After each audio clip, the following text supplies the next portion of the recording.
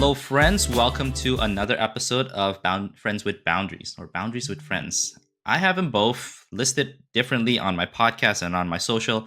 Either way, we just want to become friends, better friends with our boundaries so that we can live a more freer life and have better connections. And talking about connections, today I have a friend joining me to discuss boundary. And we'd like to give her a very warm welcome. Jacqueline, welcome to the show. Thank you, Chris. Thank you for having me. This is such a beautiful setup. I love how you have everything set up here and your title is really catchy. So thanks for having me. Absolutely, and welcome to the show. We talked briefly before today just to get an idea. I know you feel very, excited about touching on this subject. And for our listeners, just a quick reminder: our show is meant to have a dialogue, facilitate a dialogue, helping us grow. These are not meant to replace counseling. I think counseling is a wonderful space for you to develop what's unique for you. We're just giving more cursory, a more general idea of how we can ask ourselves questions. Sometimes I grow through this show, through the dialogues that we have. And we invite you to chime in during the topic. You'll find the how you can connect with myself on the show note itself, email, social media. But again, remember, this is not to replace counseling. I think, if you feel that this show has helped you to be motivated to seek out counseling to build better boundaries, to build better relationships, please feel free to do so. Today we will have a great conversation on how we want you to think about your own identity, maybe think about the way that you learn boundaries. So let me start with you, Jacqueline. Let's let our listeners first just know a little bit about you, and then we'll dive into the dialogue. Wonderful. Sounds good, Chris. So, good morning, everyone. Thank you for having me. My name is Jacqueline Valencia Rodriguez. I am a clinical psychotherapist from New York City. I trained over in Hunter for my MSW and then NYU for my post grad in clinical supervision. Then I came over to Miami. So, I'm very fortunate to be here now, and I've gotten licensed here in Florida. And I see families and couples in my private practice over in South Miami. Loved what you said about the disclaimer too about therapy. I think it's something that it's a beautiful just opportunity, right? That I know for me, especially being Latina, growing up in New York, I mean, therapy was not something that everyone talked about. I remember my Mhm. parents saying things like, wait, what are you going to school for? What is it you're going to do? You're going to listen to people like, what? Like, you're going to get paid for this? And I'm like, yes, it's a good thing. And we've come a long way. So thanks for, Oh, normalizing all of this whole experience for folks. oh my gosh. It's such a relatable experience too, because I am the first person in my family to dive into this area of mental health. And, just switching majors, the family had a lot of questions. But understanding now, being more further along in life, right? I understand that they are not opposed to the counseling and mental health work. It's, can you survive? Is this going to help you take care of yourself, take care of your family? And I cannot hear that when they first posed that. It felt like an attack, maybe, or maybe some criticism about the choice. And so, yeah, we're going to definitely have another show to kind of dive into what our cultural identity brings and how that influences a lot of boundary. Definitely. And wonderful. So you came from New York. This is a completely different weather. And you're acclimating. Today we are just experiencing a hot summer in Miami, Florida. So hopefully we can enjoy this time and have a great discussion. It's not a hope. We're gonna have a great discussion. So Jacqueline, what is your definition of boundary? Yeah, so I think for me, a boundary is that clear limit setting where whether it's physical, emotional, spiritual, right? Like stuff we Hmm. don't really talk about in today's world, but this idea of what's comfortable, right? I'm placing a limit that feels comfortable for my space, for my being, that I would like for someone not to, push through, right? And that's something that if you think about, it's not easy to do, right? You're asking a Hmm. lot of people to have Yes. a safe boundary, right? But that's the Hmm. idea. Like a nice limit, a nice presentation of space between you and something or someone else. Yes, absolutely. And that's a really great way to put it. because it really comes more from ourselves, and it really starts from understanding us as a person, ourselves, and how we want to relate to people, how we want to have that better communication, how we want to have harmony. And all of that really is a fascinating concept for me to think about, because we're not necessarily taught like, oh, this is boundary, or maybe nowadays better than before. But when I grew up, there was no discussion of setting boundaries or what that means. So it got me to thinking we are taught boundaries through modeling, through a lot of times discussion of our values, our expectations, wishes, needs, hopes, right? And it's embedded in so many facets of ourselves. So nobody's going to sit you down. Nobody's going to have a whole class about boundary, but these are the ways that how we inform what we want for ourselves and our loved ones, of course, and for for our neighbors. Absolutely, loving ourselves just like and loving our neighbors as we love ourselves, right? And I find it in our work, your work and myself, when we work with people in the counseling room. Oftentimes, I find that this is just an observation, and I'm welcoming any discussion from anyone who may have been different. But in the counseling, or whether in mental health or in discussion with people, I find myself oftentimes wondering were they modeled uh, to set appropriate boundaries? Do they understand? And more often than not, I observe people following a certain expectation or certain script about life that's not necessarily set by themselves. It's set by someone else, and they just follow it. This is what I'm supposed to do. This is what I need to do. And they find themselves in a lot of stuckness in life. I'm curious to hear if you had similar experiences, or how your interaction with people, patients, clients have been. Or my morning, I mean, we could just talk about my morning, but no, Hmm. I mean, I love that question and I love how you pose it. And I think that's such a compassionate way to actually present it, right? Because when we do see, I mean, to use a patient, when they come into the office, you do get to see, right? As soon as you have an interaction with someone, yeah, how they were treated, right? Like you see Hmm. it right away. And I think for us as clinicians, it's easier, right? This idea of like, wow, I can connect with the brokenness versus, connect with the compassion, which is what I wish we all did, right? I mean, I wish I did it this morning with my family. We could talk about that in the next following weeks. But the idea is like it's so easy, I think, in our work to see that, right? To be like, Hmm. wow, this person was clearly, to your point, not modeled appropriate boundaries or not spoken well. Or you can always kind of hear if you really pay attention, and I say this even to colleagues or supervisees, when you really listen to how someone is speaking, you can always hear their internal dialogue, right? Like if Hmm. you really like Yeah. fine tune, like Hmm. you'll hear what voice they speak to themselves with, right? And then Yes. therein lies how they speak to the world and how they, respond in traffic and how they speak to the waiter and all these different like little innuendos, but it's really, you're right. It's how they've been treated and how they've been, seen. And so that's what that's where the work lies, right? Like that's where we need to heal, right? To Hmm. kind of see ourselves better and then see others better, right? Not Absolutely. easy.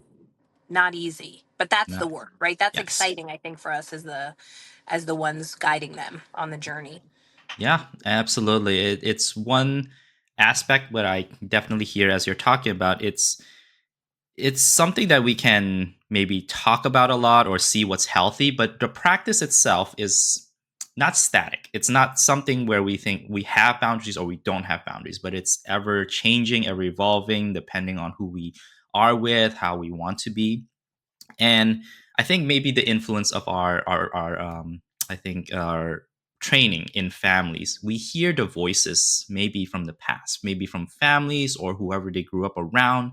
Sometimes that's part of their internal dialogue too, where there's a lot of guilt maybe or shame. And I'm definitely focusing more on negative voices, but sometimes it can be positive. It's like, I need to do this because I want to be kind. I want to show myself as someone who's very helpful or generous or giving, right? And that's a boundary. I'm not taking that away. And that's how you define it. You can't be a savior to everyone. You can't be generous to everyone you encounter. You can be as much as possible to your ability, right? And that's how we set that limit sometimes. And people don't really necessarily like these words of limit setting or, oh, you're giving me a boundary. Well, let's have a change and reframe of how we talk about that. Curious if anything jots up for you as I'm talking. Oh yeah, I mean, I'm thinking, even, can you imagine, right? Saying it in an intimate relationship. Well, that's a boundary for me, and it's like, Yeah. wow, right? Who Mm, who was ever taught that? If there's someone who was really taught that as a kid, my hats off to them. But mm, I will say a little digression, if it's okay. mhm, We're raising three daughters now, right, in my home, and it's like, I love that. As parents, right, we get to give so much of what wasn't given to us, mhm. or we didn't internalize it in the same way. And so, literally, I mean, I will have my daughter just this morning. She's like, Mom, I need a minute. I'm not ready right now to discuss this. And I was like, Yeah. okay, because of course it's like so many things come up for you. I'm like, Mm, but I did teach her to say that, right? So it's a mhm. wonderful thing. But Yeah. then when it's used against you, right? So, and I go, Mm, okay, mommy, we'll talk later. And so this is how boundaries, come up in a healthy way. Like, good for yes. her that then Mhm, she's able to then take that with her friends or a future boyfriend or whatever it is, to mhm. say, hey, I need a minute. I need you to circle Absolutely. back. I'm not ready. And so Mhm. that's pretty cool, right? Like, Yeah. to just know that you can ask for a minute. Mhm. Whatever that is, like, I need a beat, I need a pause, like the Gen Zers, the language they use. I'm so dating Yes. myself for this call, Oh, but no, it's no, kind no. of nice, right, to Mhm, be able to say that and to have folks go, "Wait, mhm. what do you mean? We're not going to talk about it right now?" And it's Right. like, "No, not right now. Like, we'll Mhm. talk later." And so, little Yes. things like that. Something so simple, but Mhm. it's big. It could change a whole dynamic, right? Oh, absolutely. It could And change. Yeah. yeah, yeah. As you're talking about that too, it relates to a previous episode where I talked about boundaries are not punishment. They're not meant to, punish others or reject others. And when it's played out in the moment, it may not feel good. And that's not what we're chasing when setting boundaries, to feel good. We're doing the right thing because it's a healthy communication. I am able to hear you when I'm ready. That's kind of the underlying tone to that. But uh, and I'm gonna have a whole separate topic on family and boundaries. Though that's a that's a battlefield when it comes Yeah. to setting boundaries, communicating boundaries. But that's a beautiful example of how we teach the next generation, just in a way, what's the word I'm looking for, not so much stand up but really advocate a little bit for their space. And there's kindness to it too, because they're not saying I want to run away from this conversation, which is kind of what we may see happening when they are not ready to talk sometimes. But they're just asking, I want to be here, present, fully able to hear you out and have a dialogue. And sometimes it may go back and forth too. It's not a one sitting and we're going to talk it out too. But there's a ask, there is a communication about self, and that's important. And so I want to emphasize that boundaries practicing is not automatically mean this is feel good, this is going to be great. We're going to have those moments where we're doubting, where we're wondering what's happening. Yeah, and a lot of times too, I sense people having that anxiety or that insecurity about their partners or about family members. Wait, what do you mean we're not fixing this? What do you mean we're not going to have this talk? Or what do you mean we're fighting? Right. What do you mean we're not going to speak for a week? Right. And it's Yes. like, and you're making me think, this colleague had always shared, right? If you're feeling uncomfortable, you probably did a good job. And Hmm. that's something for your listeners. Like, right? Like, if you're placing a boundary and you feel uncomfortable, it's working. Hmm. Because for the most part, I think, we don't really know our sense of space as humans, right? Unless we're super high functioning and we're raised by these super amazingly, alien parents. And again, I had a great upbringing. I'm sure you did too. I'm sure half your listeners, maybe all of them. But listen, we all do the best we can with what we have. And so, and even us, we're doing the best we're all doing the best we Hmm. can. I do believe that. But there's limitations and there's old trauma and there's things. And so, to know that, like, to know that Hmm. if it doesn't feel comfortable, keep at it. It's a good Yes. thing, and people will respond and they will circle back. And it's kind of Hmm. exciting. Like, that's when change happens. Hmm. Yeah. Absolutely. That feeling of discomfort doesn't have to mean negative, right? It's a Yeah. pause for even for us to rewire our own built-in automatic scripts, what we are used to, how we as human love this flow, heuristics, just let things be the way they are. Don't rock the boat. The moment something happens, our anxiety might kick in or fight or flight may kick in. But that's also a time for great reflection, a great time for growth, a great time to question things. If you can bring out curiosity instead of feeling that I did something wrong, it's a good mental exercise to check in. Okay, where did I learn this? Why is this making me uncomfortable? Right? I understand that it requires a space and that not everyone has that space. We're just inviting you to create a small moment for self-reflection, and then maybe help you to learn or understand where this feeling is coming from. Yeah. Yeah. Sitting Yeah. with emotions is not something I've been taught growing up. No, right? We're taught to run, we're taught to like do something, right? A lot of us are doers, a lot of us Mhm. are dwellers. It's interesting, Yes. right? So any minor change you make, the cycle will change. And to me, Yes. that's freedom, right? It's Yes. like, the old adage, you don't change anyone, but you could change yourself. Absolutely. Yeah. Uh, and one of the parts that you did bring up is in family, and which reminded me, in family, in my family, loving family, it helped me with my upbringing. I think I can attribute a lot of the ability to manage my own thoughts and emotions well. I can attribute it to my family being able to model that, but they are also a source of stress a lot of times. They don't want to see me in distress, pain, confusion, right? They try to fix it. And my family's method is giving me food. So that's their number one Totally. thing. So Yeah. now I'm really rethinking about like how did my relationship with food, how was this rooted and crafted in, and I'm curious to hear from you as well, even from loving well-meaning families. Sometimes they you know may not model the best boundaries. I'm curious to hear maybe if something that you would like to share. Yeah, I mean it's funny, right? All our relationships with food. I had a psych professor in college say that once. She goes, "Everybody has a relationship with food. Good, bad or indifferent, but there's a Mm. relationship." And it starts at like you said at that tender age, right? You'll see it with like newborns, little babies, 2 years old. What do? We give them as parents, right? Yes. Hmm. Food right Food. away. And I've always tried and I'm sure I have failed along the way, but even now I have twin girls, they're 8.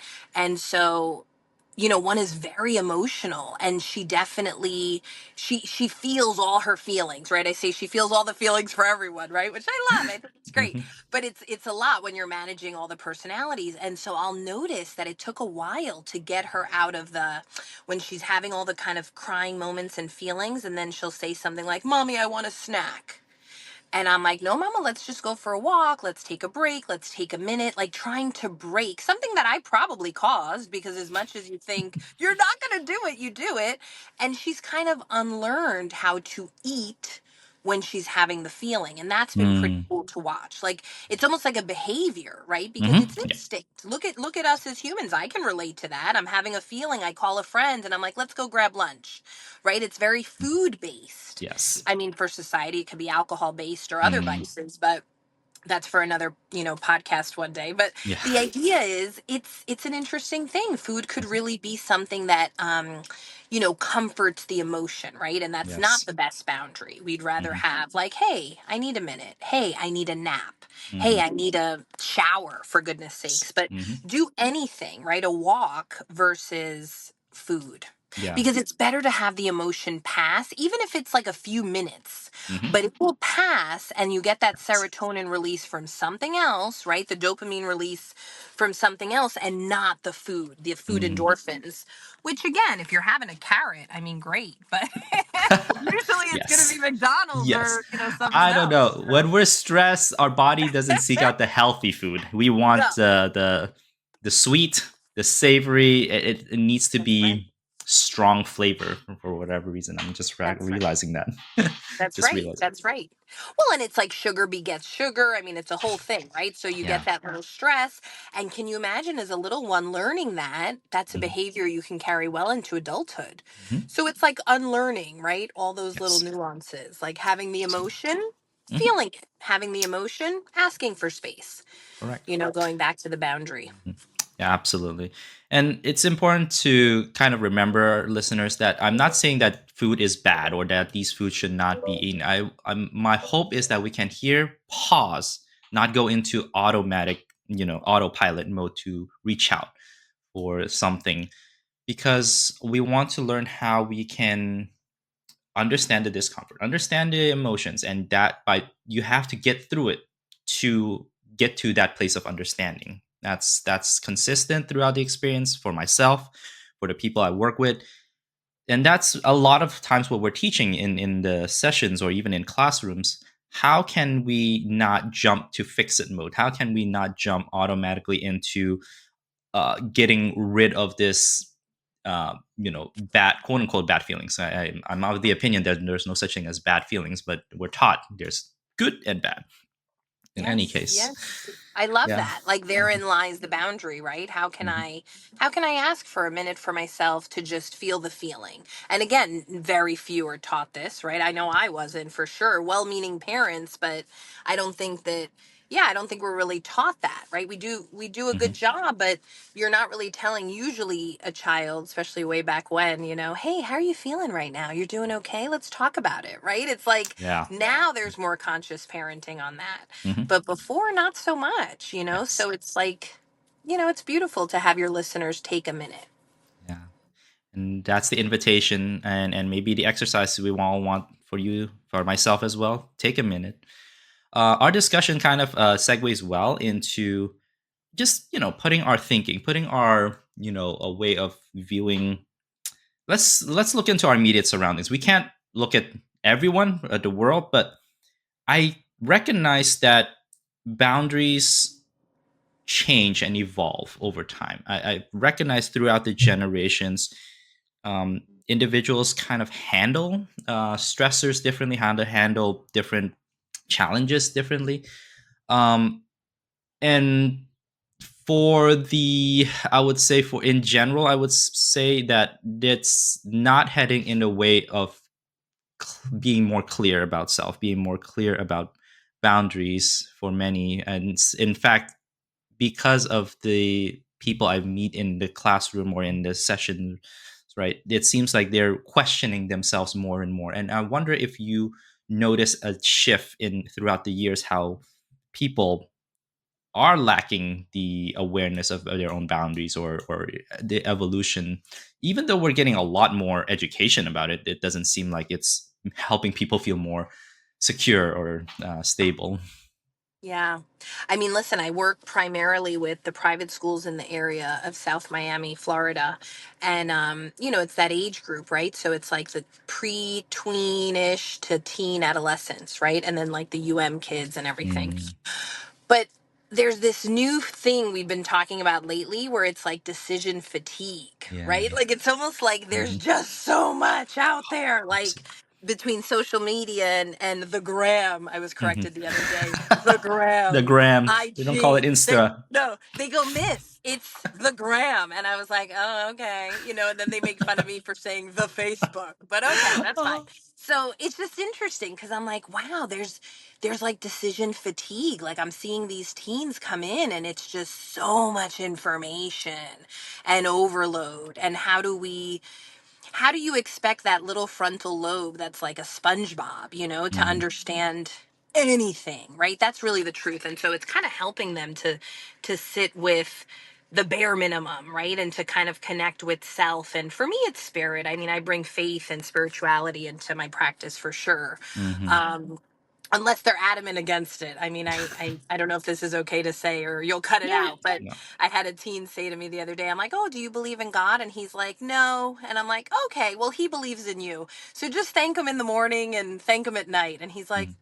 okay. And so we kind of just circled back to like, believe Mhm. in something that Yeah. gives you a sense of wholeness Mhm. versus like all these other, I don't know, ad libs that are getting passed around that I think we've gotten lost along the way. And, there's some feelings about that in the sense that we're seeing a higher rate of depression and anxiety and mental illness and mood disorders. And, it's a real thing. So we have Mhm. to figure out how to maybe have less information being put out so there's less decision fatigue. Just a Mhm. thought. Oh, absolutely. this is not a blame, but certainly the advent, the openness of the internet has allowed for so much out there, and we haven't still today. We're still trying to catch up how we can manage, how we can teach our youth or anyone when we ourselves were just thrown in. There was no preparation. The internet just flew wide open from at home, and suddenly it's on your device, and now it's on your handheld mobile. You can access the world through that, and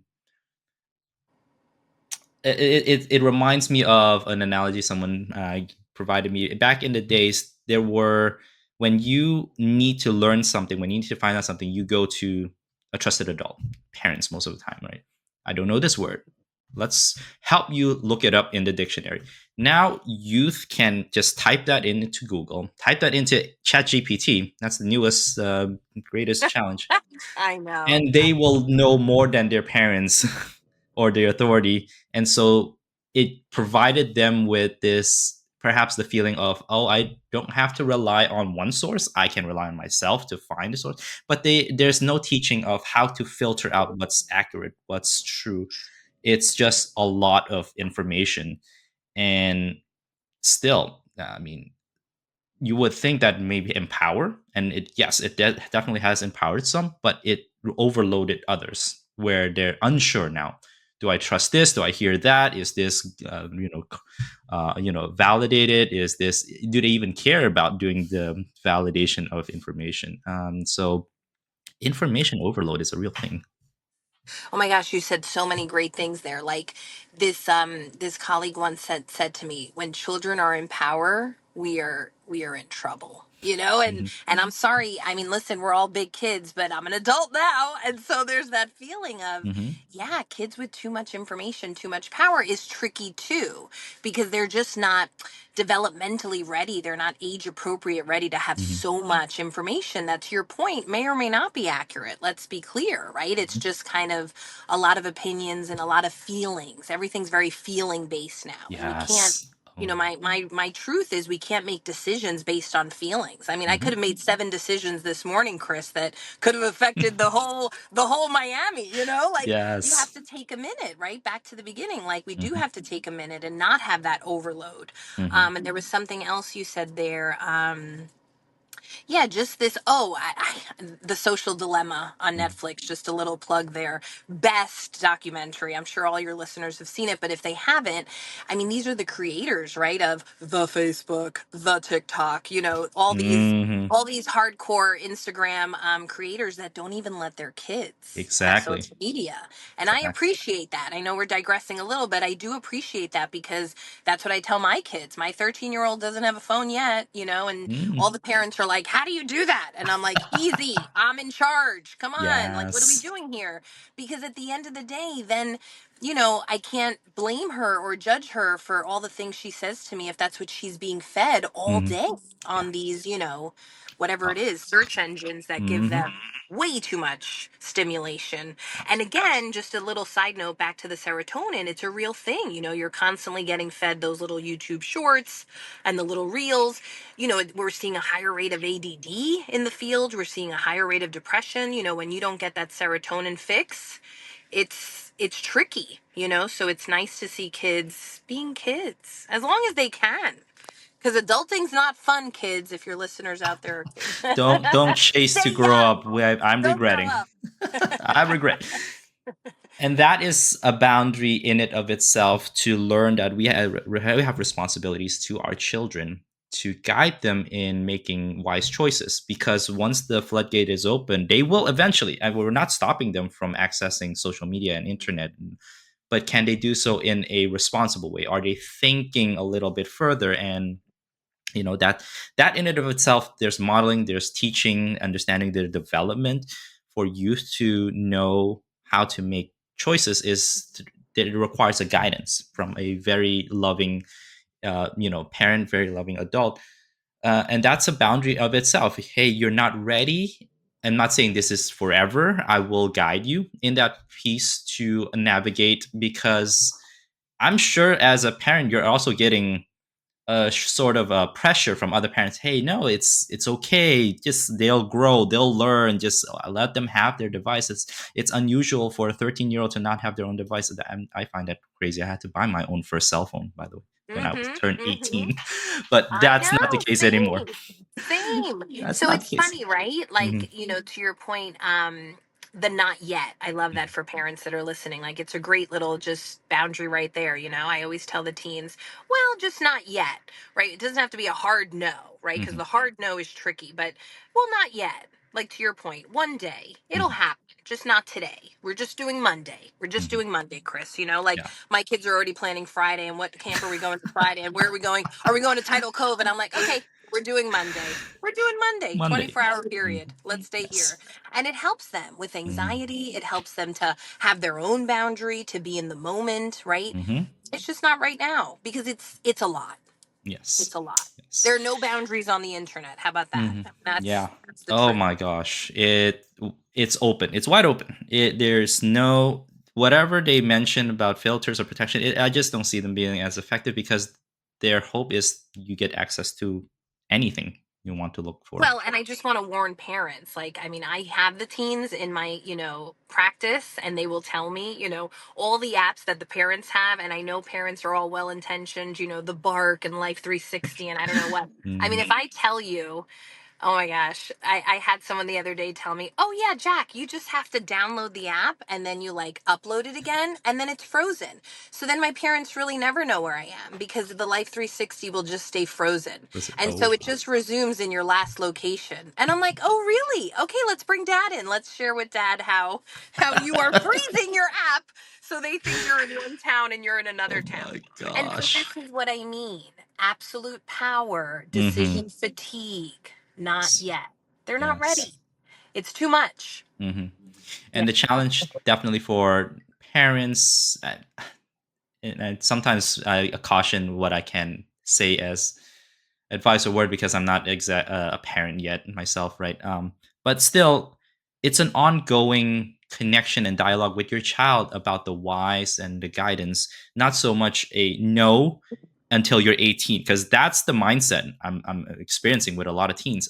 The moment I turn 18, I get to do adult things without the parents being involved in the whys and the hows and preparing them. There is really still a mindset which I think has become more extreme, that once my child turns 18, they're an adult, but you didn't prepare them for adulthood as much anymore. And that's just one quality. I'm not saying this is a general, but that is what I'm hearing from my teen students. There's no conversation. There's not much dialogue. It's no, and you'll figure it out once you turn 18. I know. Yeah. I know. And listen, I'm guilty of that too as a parent, right? It's almost like by the time you're 18, I'm off the clock and you're on your own. But it's like, have I really empowered you? Have I really prepared you? Have we had the dialogue, right? Have we had, these are questions as parents we have to ask ourselves. Have we had the conversations? Do we talk about sex? I mean, listen, we can go on for days here. There's so Yes. many dialogues that I think as parents we avoid,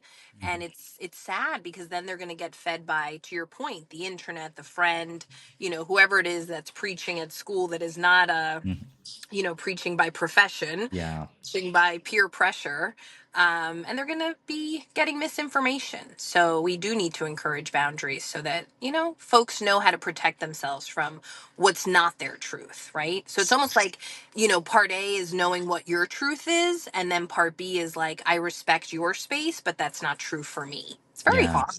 Yeah. Not Yeah. easy to do. It's not easy to do, and it's important to be able to do so. But it's not.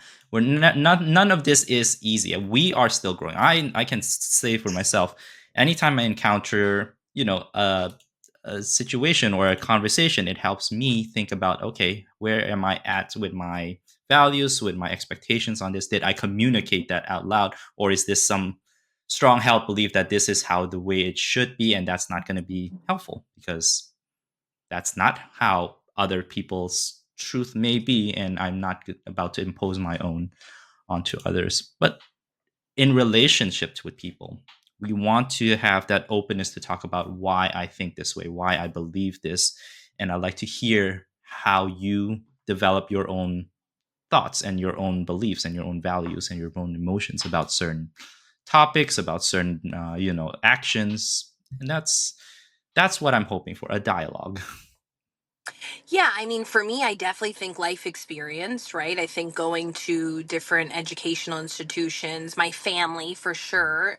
It's funny how I think we circle back to our original beliefs, most of us, kind Hmm. of, I may have acted out in grad school and been like, "No, this is how it's supposed to be." But ultimately, there is that kind of like coming back once you live your life and get to be tested and get to be in those situations and have to push back, and then all of a sudden you realize, oh, this is who I am, right? And so today I'm able to say with that, right? It's a little bit of wisdom Hmm. to be able to say, oh, do you want my opinion on that or do you just want me to listen? That's a Yes. great tool for your listeners. I love that. That's great with Hmm. anybody. If someone's about to share something, you can ask them that, like, oh, hey, do you just want me to receive you? You don't have to be a therapist for that, right? Yeah, Or do you exactly. want my feedback? And most people will surprise you and go, oh, no, I'm just venting. Mm. I'm just sharing. And then you know Right. what? Save your opinion. No one wants to hear it. It's yours. Put it in your back pocket and save Hmm. it for later when someone who wants to hear it asks. And Hmm. so that's helped me sometimes to know that not everybody wants to hear what you have to say, right? This is Hmm. different because you invited me, so I'm sharing. But for Hmm. the most part, it's good to reflect. Like ask Absolutely. people what they need. Hmm. Um, so in terms of that, and I guess, did you tell me again? Was it beliefs that you asked, or like norms? Like what were you? Beliefs, expectation, values. Yeah, absolutely. So in terms of expectations, another big one with patients and even for myself, right? Because anything I use with patients, let me be clear, I've had to use with myself. I've Yeah, had to listen, absolutely. Oh right? yeah. They say, Hmm. yeah, you can only go as deep with someone as you've gone yourself in your life, Hmm. right? I mean, I can't Yes. take you somewhere I haven't been. Correct. And so a big one, so I don't say it from a pedantic standpoint. I say it from like a human standpoint, like we're Hmm. all in it together.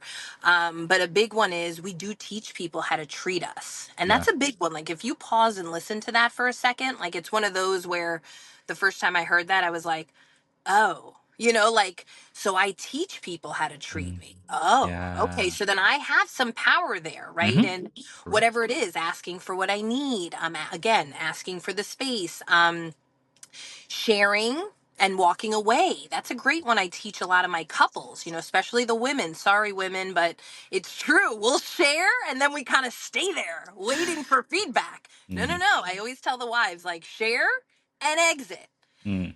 Let your partner think about it, because that's a Yes. big one that comes Hmm. up. It's a gender thing too, where there's that desire to process, Hmm.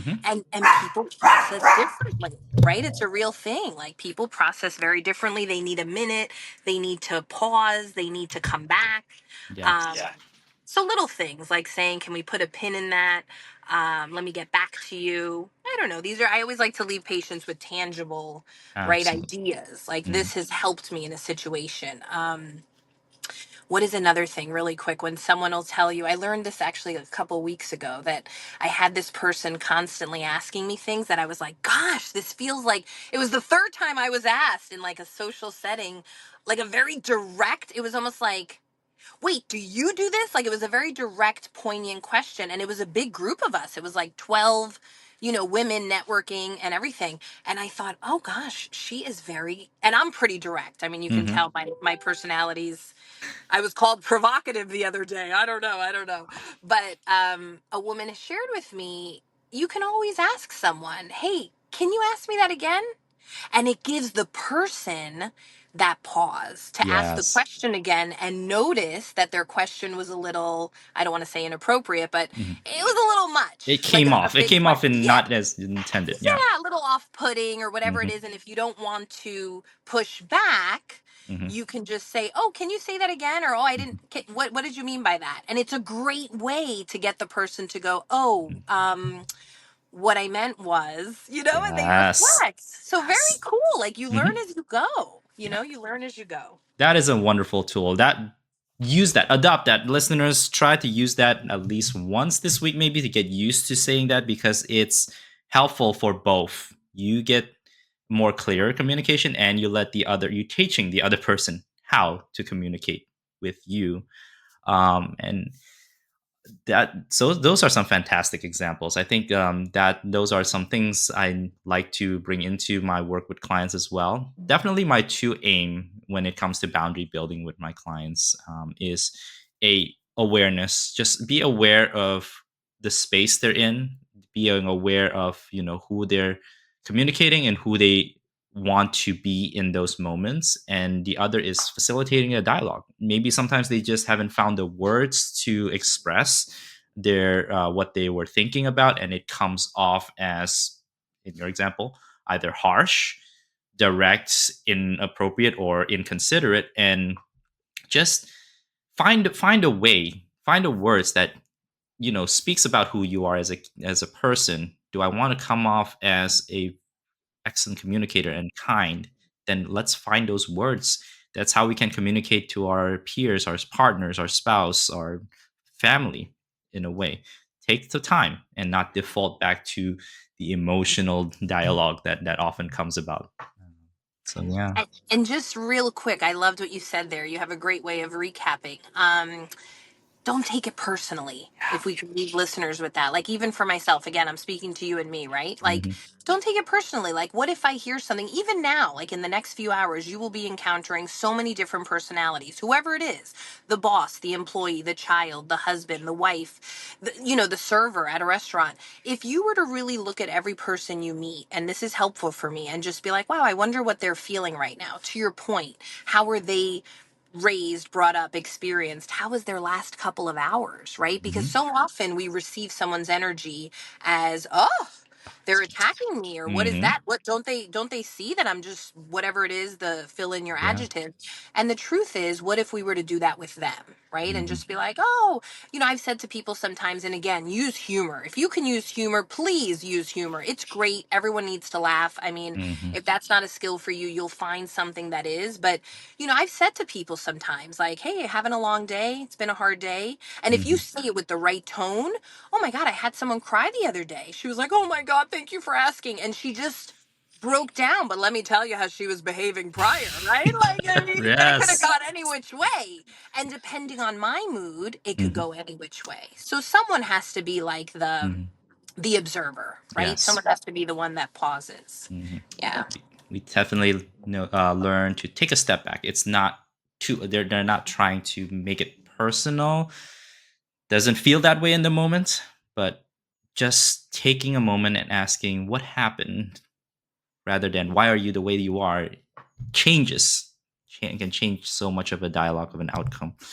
And the last thing I'll probably say is we can be courteous, we can be kind in that way. We can't demand people to respond always with respect and kindness to us, and that's a boundary I've learned to understand and adhere to. Hey, if they respond well to the humor, great. We've been able to de-escalate the heightened anger or emotions, whatever that may be going. If it doesn't work, that's fine. It's not against me. They might be going through something, a bad day, which happens to That's every right. single one of them.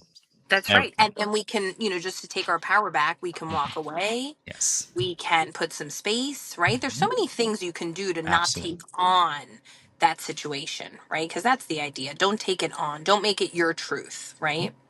Yes. Well, Jacqueline, thank you so much. This has been a fantastic dialogue. I think we've been able to bring up a lot, and we definitely need to have you back for continued dialogue on boundaries and boundary building. Would you like to tell our listeners where they can connect with you, or maybe what you have in store?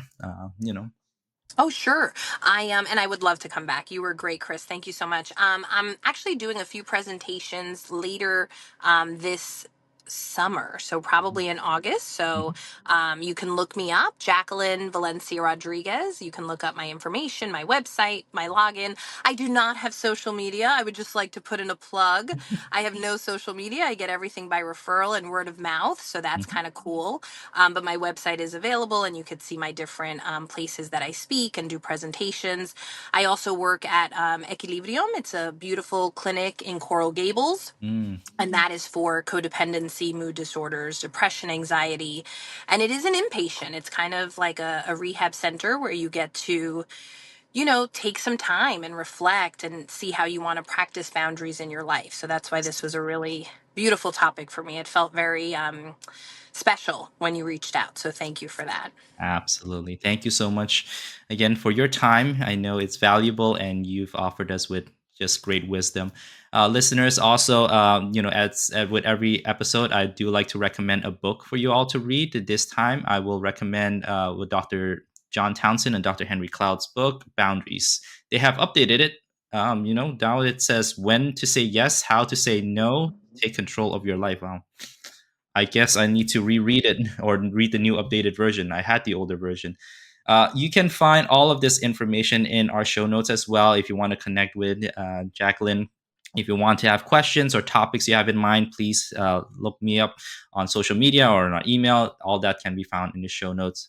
Once more, thank you all for joining in and continue to become friends with boundaries. Thank you so much, Jacqueline. Thank you, Chris. Thank you to your listeners. Take care. All right, bye.